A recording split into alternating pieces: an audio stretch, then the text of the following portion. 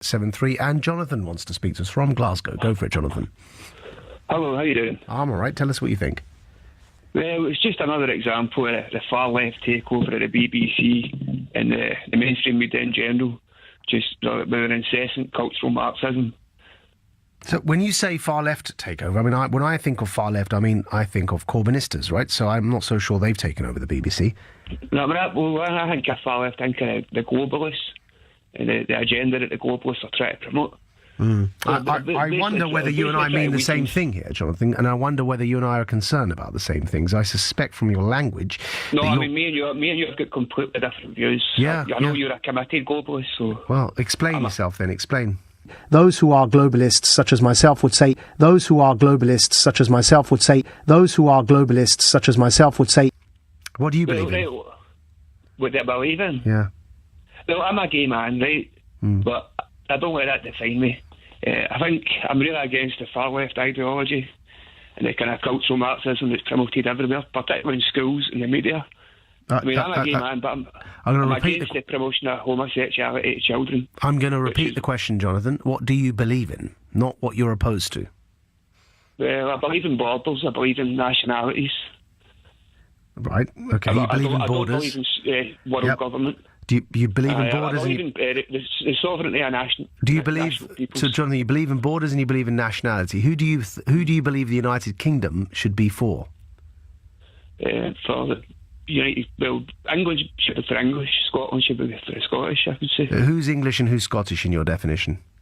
Do you want me to name them all? No, I mean, can anyone who's born there qualify, or do you think that there's a different criteria? No, I mean, part of your globalist agenda is a demographic replacement of white people in their own countries, and that's what you see. I can smell it a mile away. I can smell it. It's why I was asking you these questions, Jonathan. I can smell you, pal. I know your game, mate. I mean, you're a deceptive liar, and you're a paid propagandist. Look at that. It's all coming out. It's all coming out. You tried to call onto my show to pretend to sympathise with my concerns about this particular element of the policy going too far, and I have flushed you out, Jonathan. I have flushed you out. You've not flushed anybody. Tell us all, Jonathan. Tell us all. Who do you think this country is for and who doesn't belong here? Do tell us. I think I don't think you belong here, right? I don't think Islam belongs here. I don't belong here either, yeah? So, you don't. I mean, you constantly refer to we, us. Do you think, Jonathan... You hate that. You hate this country. You hate the people in England. You're constant anti-white agenda. All right, anti-white. Do you think, Jonathan, this country should be for white people only? No, not for white people only, no. Who should it be for? Well, it should be for... the people that are indigenous to every country should decide who comes and goes for that country. That doesn't mean nobody can ever come or go again. But what we are opposed to is a massive, deliberately social engineered movement of people. So the indigenous people get to decide, and those who are, even if they're born here and have citizenship, have less of a say over that. Only the indigenous people, in your definition, should get to decide that. Not only. Okay, all right. So who else? Yeah, I mean, the criteria should really be, maybe 3 generations in. Maybe 3 generations in. So I'm not... so if I'm 2 generations in, I have a less of a say than you, Jonathan, yeah? Because, I think what's happened here, we've went too far in one direction, so now people need to start blaming their countries back. So what's your solution for the fact that you said Islam doesn't belong here and I don't belong here? What's your solution, though, because we're here now? Well, my solution for Islam, to be honest with you, I would ban the sale of halal slaughtered meat. Well, that doesn't stop me being here, though, does it? Well, it doesn't stop you being here, no. I mean, I'm not imposing any kind of forced methods, but I think if you do that just now, then you're not allowed to slaughter meat in that ritualistic manner in this country. So when you called in, Jonathan, why did you call in pretending you agreed with the point I'm making when it was so easy for me to flush you out and flush out the fact that you're an ethno-nationalist, Jonathan? There are currently more than 5 million Palestinian refugees who are counted, as opposed to the few 100,000 that were alive when the agency was created. Because, of course, refugees have a right to return. Where do they return to? Do they return to the West Bank and the future Palestinian state once it's created and it doesn't yet exist? Or do they return to some of their ancestral villages in now what is Israel and UN-recognised State of Israel?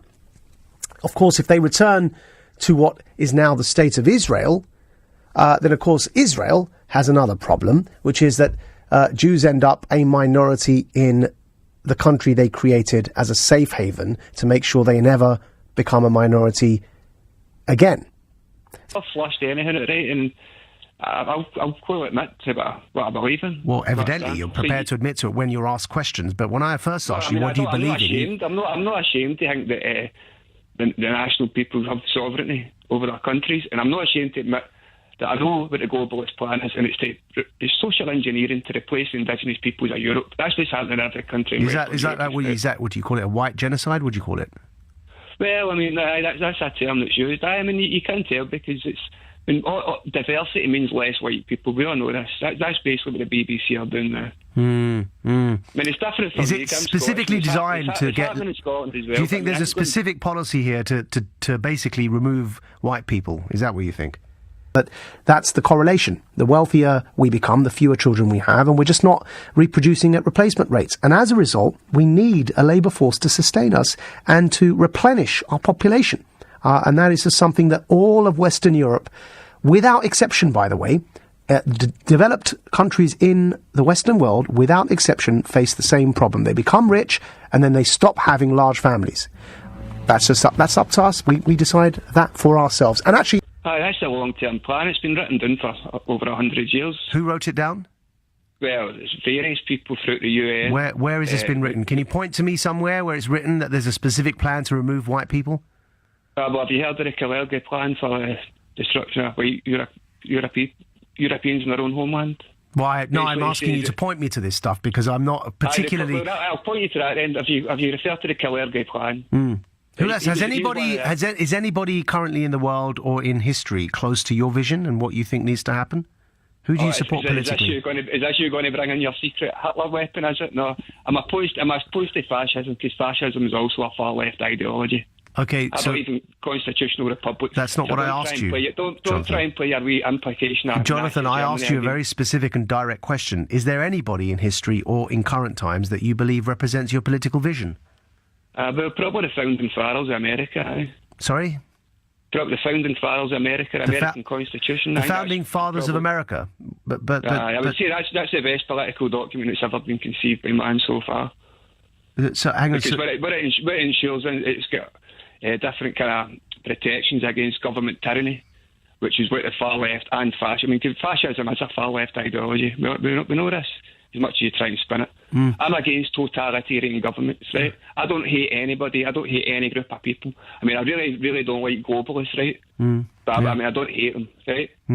But I think Scotland should be Scottish, France should be French, Nigeria should be Nigeria, Japan should be Japanese, right? So there's no denying, if you move 1 million people deliberately, right, if you socially engineer it, the mass movement of people, then the country is going to change. And you've admitted this yourself. You'll make casual oh, but the demographics have changed. Why have the demographics changed? Because it's been socially engineered. And that has always been the globalist plan. If you look at the Kalergi plan, it says the European man of the future will be a negroid race, much like the ancient Egyptians. That's why we see the constant promotion of miscegenation in adverts as well, because there's an agenda behind it. Scientifically, medically, I'll tell you this. It's proven that marrying out of one's ethnic background, tribe, or whatever word you want to use, is healthier because it decreases the chances of genetic disorders being passed on. It decreases the chances of hereditary illnesses being passed on. It's healthier and therefore is probably the future.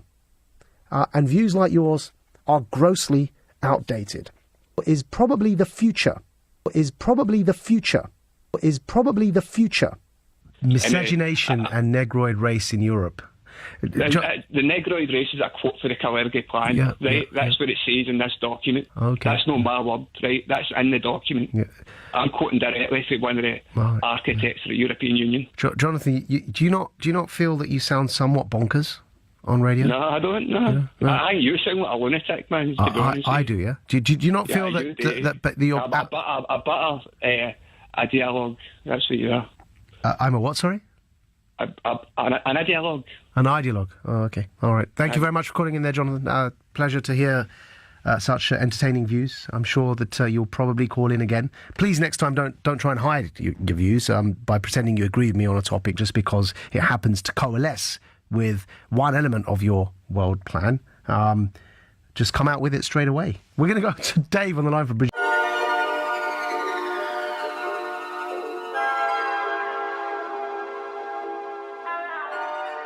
So straight away, I just want to give a massive virtual high five to Jonathan. This was exceptional. This was hands down the best call I have ever heard to LBC. I actually include my own in that. This was another level. This was incredible. This was just wow. In terms of the conversation itself, I hope the clips that I have included fully illustrate that what Jonathan has done here is simply state facts. He is quite literally a red pill machine gun. It's like red pill, red pill, red pill. We have obviously MAAJID being an open globalist. He has admitted to this many times. We have the fact that he supports ethno-nationalism for Israel. He fully understands the idea of demographics being destiny as it relates to Israel, but not so much when it comes to European countries. We have him talking about replenish the population, replenish, i.e. replace. He's actively talking about replacing the European population. And then finally, we have him pushing the pseudoscience of race mixing being more healthy. Yes, white woman, go out there and have some black penis. It's more healthy for you. But I think the worst part about this clip is how MAAJID once again is gaslighting yet another caller, adopting the calm, concerned voice. Are you okay? I think you're bonkers, i.e. crazy or mad. It's similar to how the nurse interacts with the dementia or the Alzheimer's patient. It's really sick. This is so absolutely wrong. The atheists won't like this, but I have to admit that MAAJID is the devil incarnate. MAAJID is quite literally the living embodiment of Satan. I know. It's like, wow, but he is. This guy is an evil psychopath, an evil, disgusting, filthy rat. So, anyway, of course, let me know what you think in the comments. And if Jonathan watches my videos, I just need to say again, thank you so much. Thank you for doing this.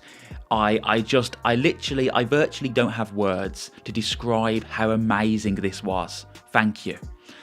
Like, dislike, subscribe, unsubscribe. Please comment. Ilu Sassoon. Peace out.